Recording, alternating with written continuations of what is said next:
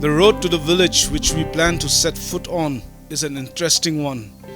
We left Shillong early in the morning and proceeded towards the border with West Jaintia Hills. At the Shillong bypass, we crossed over to Maurinkneng. It was a beautiful day with blue skies and the sun behind us as we moved further down the road.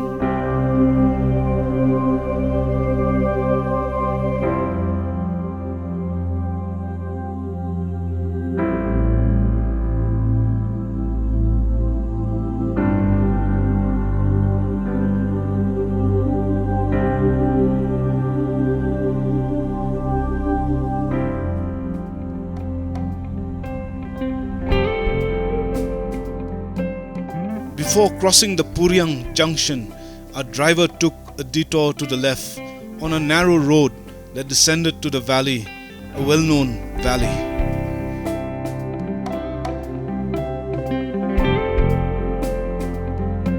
It took us between 5 to 10 minutes to reach the station where all the cars were parked. Our guide was waiting for us, and he will be showing us what this valley is all about.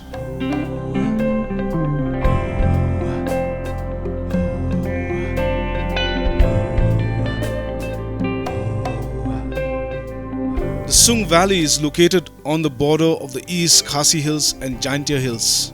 It is one of the most fertile patch of land in Meghalaya. Spread over 30 square kilometers, the Sung Valley is also known as the rice bowl of the Khasi and Jaintia Hills. This ancient stretch of land is crisscrossed by rivers and streams.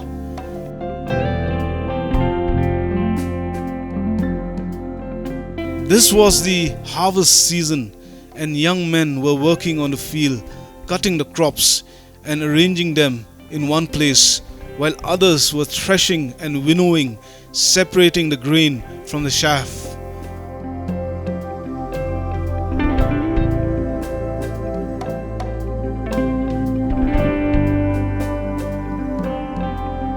To the north, there is a mountain overlooking the Sung Valley. It is called Rai Kinthong. So I'm standing here at the beginning of the journey across the Sung Valley, and the Sung Valley is known as the rice bowl of the Khasi and Jaintia Hills. And from here we will proceed to that tabletop mountain called Rai Kinthong. Join me as we traverse through the valley, and you will see what I see, feel what I feel, and touch what I touch. The tabletop mountain Rai Kinthong was believed to be a volcano according to legend and as per the locals. It was from here that the magnetic ore present in some parts of the area seems to have originated. The trek across the Sung Valley is one of the most beautiful treks I have ever done. We had to walk across the valley over the streams, rivers and grassy trail.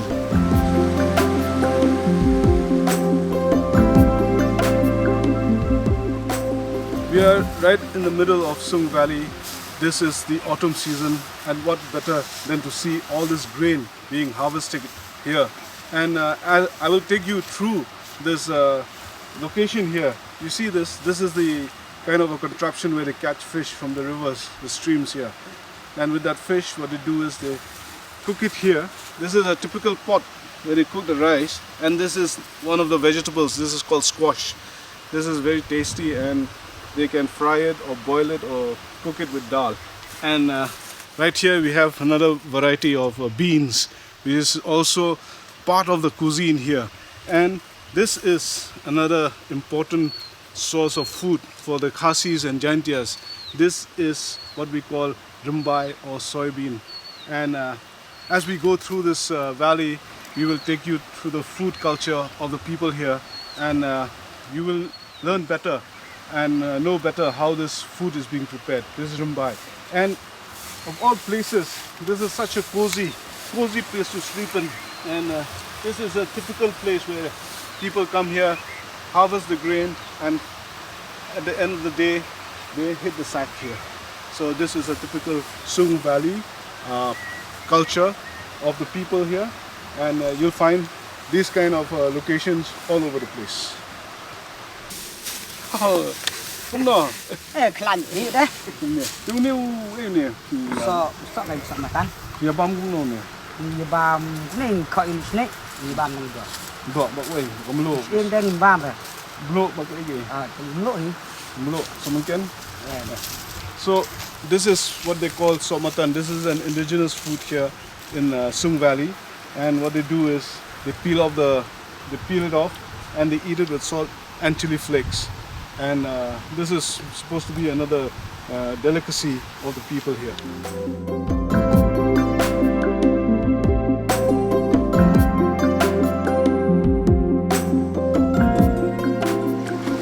The rivers and streams here in Sung Valley are full of fishes, and we have here a contraption where the local boy here will show us how to catch the fish.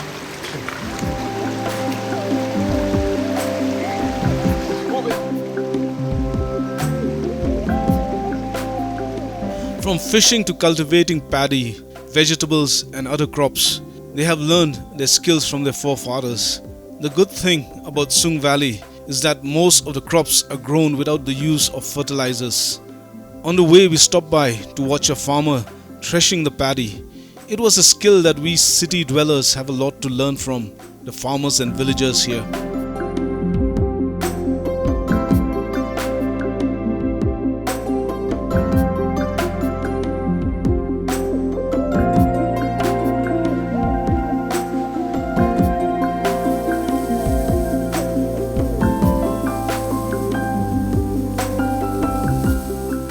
It was not an easy task to separate the grain from the chaff, but the farmer made it look very easy.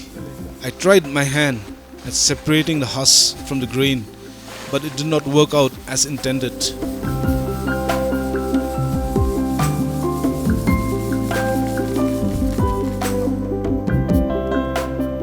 After some time, we walked to the spot where the grain was collected.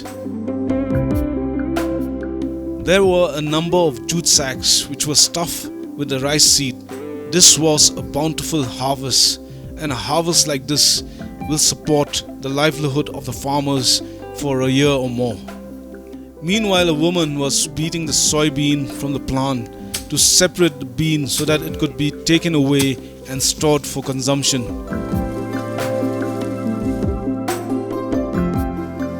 So this is the first line of production of the soya bean. What they do is they take the plant and bring it here and thresh it with a piece of stick. So this soya is basically organic soya. They don't use fertilizers. You don't need to use fertilizers here in Sung Valley because the soil is so fertile. And for the paddy too, they don't use fertilizers. And the sources told us that there are 10 types of paddy here in the Sung Valley. The Sung Valley, incidentally, is about 30 square kilometers from one end to the other end. The fermented soybean is a delicacy among the Khasi and Jaintia people. It is prepared by cooking the soybean with sesame seeds, chilies, ginger, turmeric to form a paste. Small chunks of pork added enhances the taste. The dish is called tung rimbai, but you have to acquire the taste because the smell of the fermented beans is something which could make anyone not familiar with it to run away. Vegetables including tomatoes, soya bean and yam provide valuable nutritious food along with fish from the rivers and streams.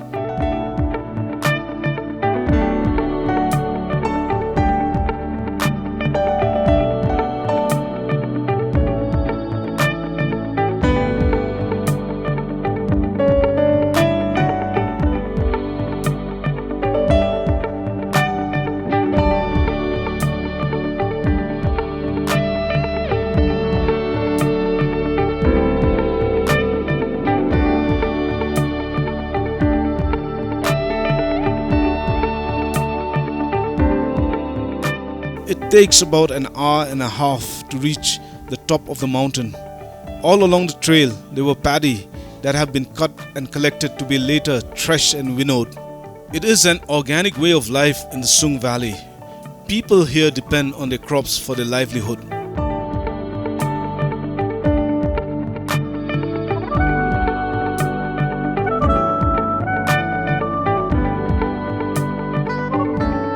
The Sung Valley in the Khasi Hills consists of two villages, the Sung Kriang in the east and Sung Maoyong in the north.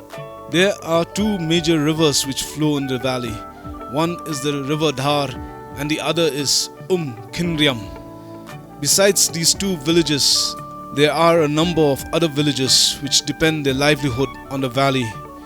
Many generations of farmers have labored here in these green fields, which are an important source of food security.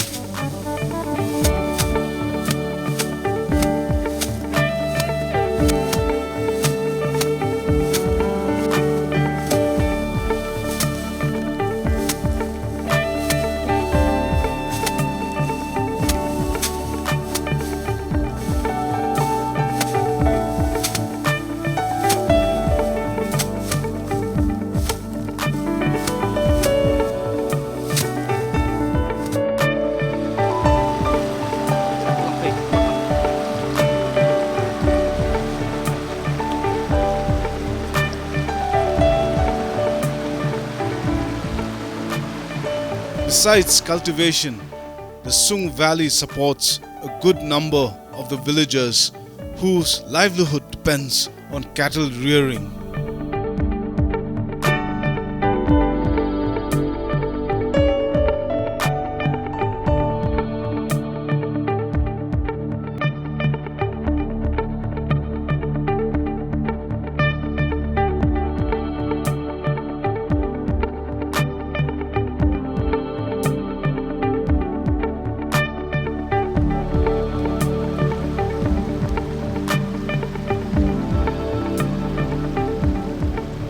We moved on, crossing some streams on the way to the tabletop mountain. Halfway, we passed by an abandoned village known as Khillem, which means fall. The village apparently got its name after the houses and food stores were erected on the slope of the hill to prevent elephants from raiding them. Because of the inclined surface, the elephants which used to roam the valley in search of food failed in their attempt as the slope caused them to slip and fall. Thus the name Khillem or fall. As we walked on the trail besides the hill, the view of the valley opened up. According to the locals, there are around 10 varieties of rice that are grown here. The fertility of the soil enables the farmers to reap a bounty of rice and vegetables. The valley is a patch of beauty which is surrounded by mountains and crisscrossed by sparkling rivers and streams that irrigate the land. From above, the view is amazing. The rice fields form a pattern of shapes and lines throughout the surface of the land. The area where the grain is collected appears round and conical, like a decorative design. There is a freshness about the place that frees your mind from the stress and strain of life.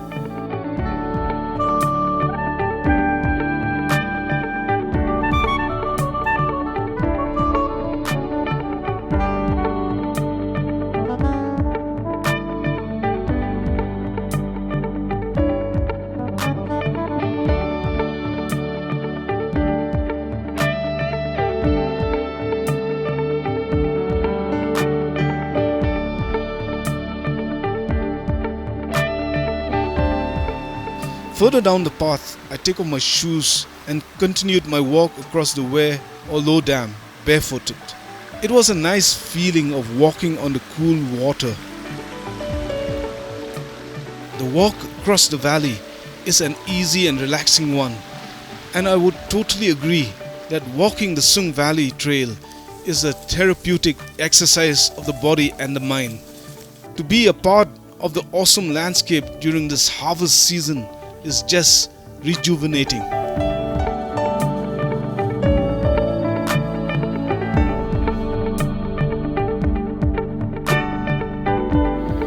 crossed some tall grass and then moved through a harvested field to the foothills where the climb to the mountain started. The gradient was not too steep and soon we were up the hill. On the surface of the trail there were black irregular shaped stones scattered at intervals. Sung Valley is also known for its minerals, and this valley is famous for the magnetite ore. This ore, which contains properties of magnet, is found in abundance here. And these rocks, these stones, the source of these stones is from magna or igneous rocks. And another mineral which is prevalent here in the Sung Valley is apatite, and this is the mineral which is used commercially in making fertilizers, and this is probably what makes this valley so fertile and so abundant. And even besides the apatite and besides the magnetite ore, you find even traces of uranium and thorium in this valley, and this is what makes this valley so unique in the whole of India and the northeast of India.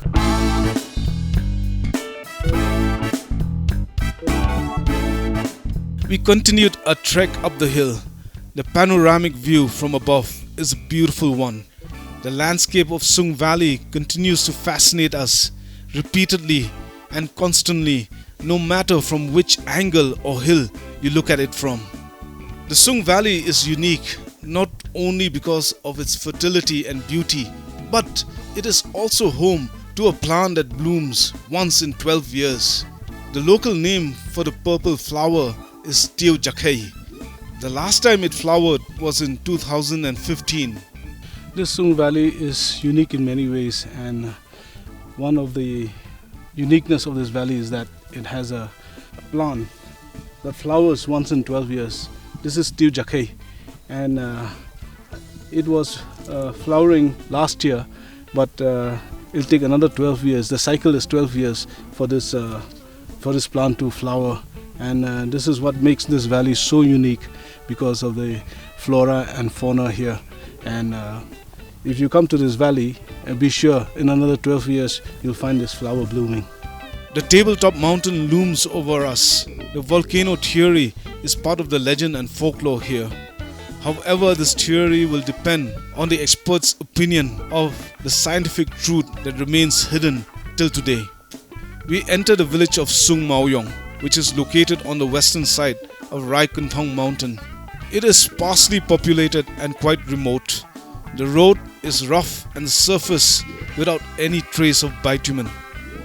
The signs of development and public amenities are almost absent in the village, although the place is a garden of fruit-bearing trees and a variety of popular crops. Banana orchards, citrus fruit, guava, papaya grows abundantly alongside vegetables like ginger, pumpkin, sesame, yam, tomatoes and others.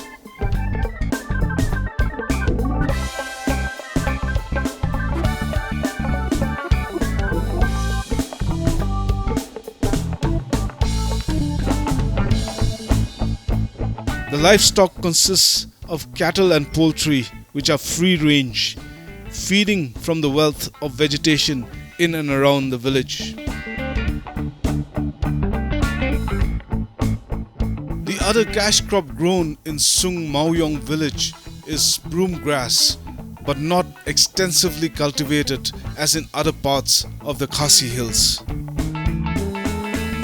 Sesame seed, when dried and grinded, is an ingredient in the vegetarian and non-vegetarian food of the locals.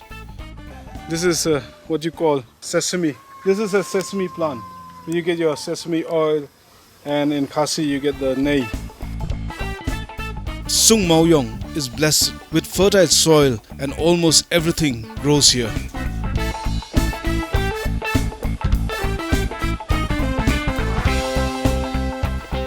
So after an hour and a half, we have reached the top of this tabletop hill called Raikunthong. And this place is known in the folklore of the area in Sung to be kind of a belief that this was once a volcano from where the metallic ores were forced out of the earth and scattered across this valley. And people still believe that once upon a time this was a volcano. It felt strange to be walking up a mountain that was once a volcano. On top, there were vegetable gardens with a variety of crops like beans, tomatoes, chilies, and okra growing in large numbers.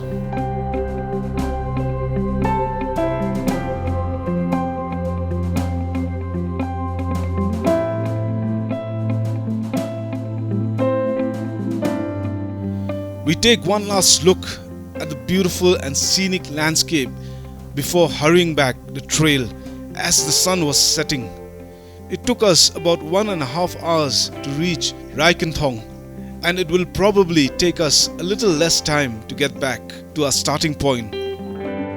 I just hope that it doesn't get too dark along the way when we cross the rivers and streams of the Sung Valley.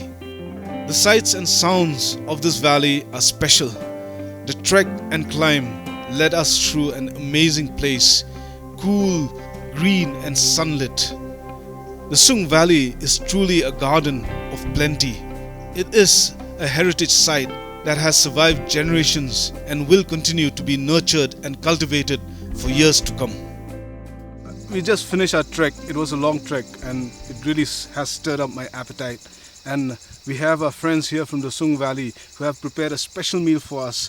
This is plated in a leaf called the lapalang leaf. This is a special leaf which they eat their food in. And we have some of the local rice, very nutritious rice from the Sung Valley, vegetables, dried meat, and turumbai, the local delicacy which is made out of the soybean, fermented soybean. So I think I'm gonna start eating my meal because I'm really hungry. Okay, before I dig into this wonderful, tasty, delicious food, I'm going to sign off. This is Ian signing off. Till we meet again in the next destination, next village.